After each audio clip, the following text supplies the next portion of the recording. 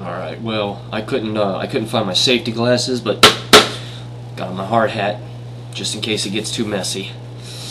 First of all, I want to tell you that you are presenting a false dichotomy, which is your definition of free will is correct or there is no free will. That's not true. There could be limited free will, there could be many other definitions of free will that would be correct. In fact, I would say that free will is the ability to make choices within our nature.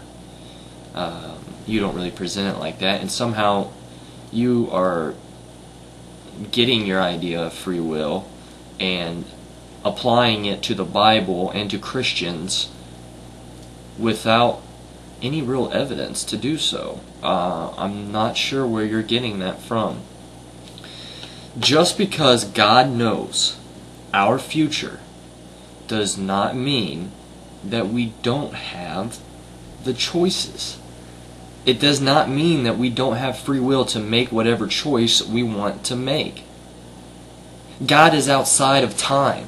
He is the past. He is the present. He is the future. So yes, He does know everything. And yes, He knows our decisions before we make them.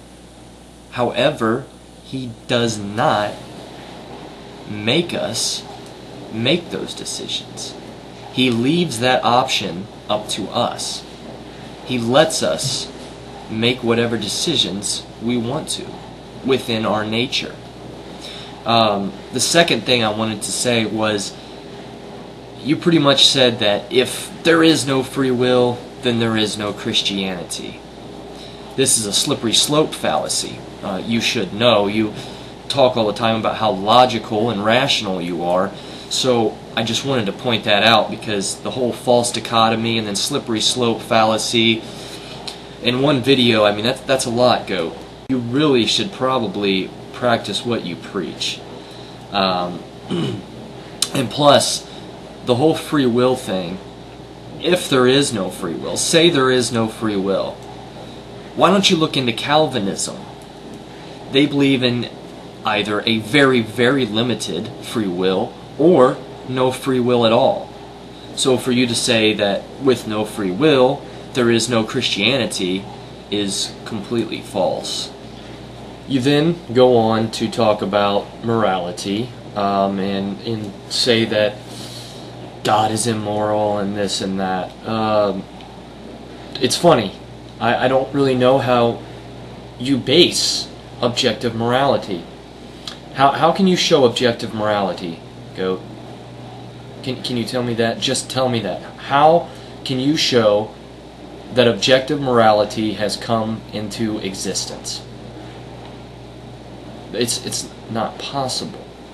Unless you try to say through evolution, but that's subjective. Nope. No, I really don't think there is another way. So the point is, your definition of free will is obviously very inaccurate, and therefore your premises are wrong, making your conclusion completely wrong. So revamp the argument and reply if you want. And remember, stay rational.